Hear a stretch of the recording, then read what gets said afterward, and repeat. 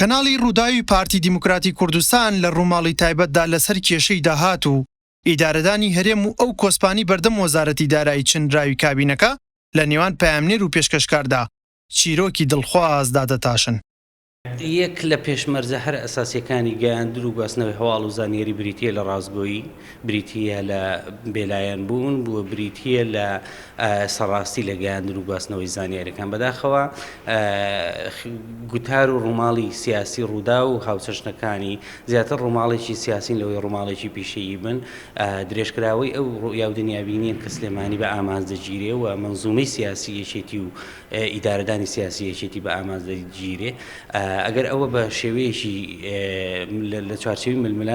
ململانێکی گونجاودا بکرێ ئاساییە، بەڵام بەداخەوە بەشی زۆری ئەو ڕووماڵانە زیاتر بۆ ئاژاونانەوە ئاشوبنانەوەی لە جوگرافیای سیاسی ئەو ناوچەیە و دوورە لە بەرپرسیارەتی پیشەی و ئەخلاقی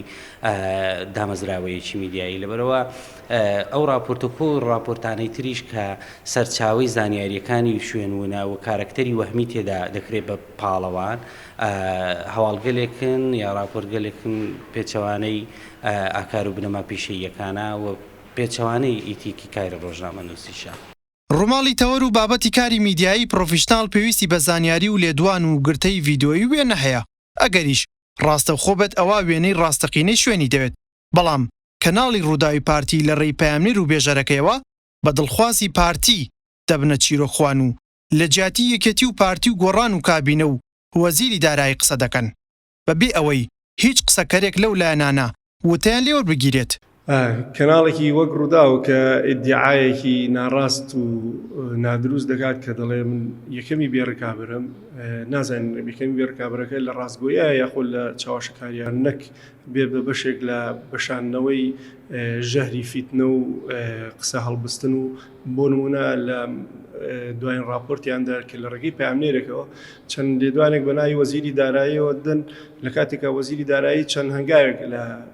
بیناکەی ئەو کەناڵە نزیکترە دەیانتوانی بێنە سەر شاشە و هەروەها ئەو لێدوانانی وەزیر بۆ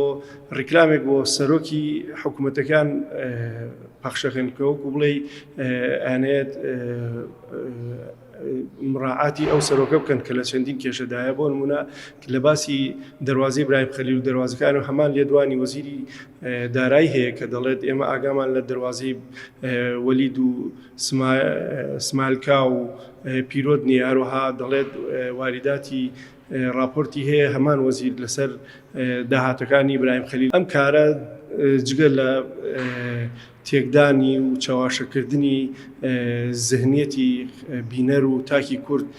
سەبارەت بە کێشەیە کە وجودی هەیە، بەڵام ئەوان دەیانێت هەموو کێشە و قەیرانەکان جوانیکی پێبدەن و شەرعێتێکی پێبدەن کە ئەمەش لە سیستەمی پیشەگەری و دروستی ڕۆژنامەگەریدا تا سەر نابێت و پەتی درۆی زۆر کورتە لە بەرەوەی بەلێدوانێکی خودی وەزیری دارایی هەموو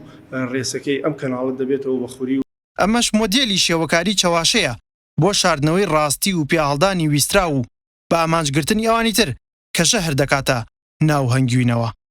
بە بودجەی نەوتی شاراوە بۆ داپۆشینی ڕووداوە ڕاستەقینەکان.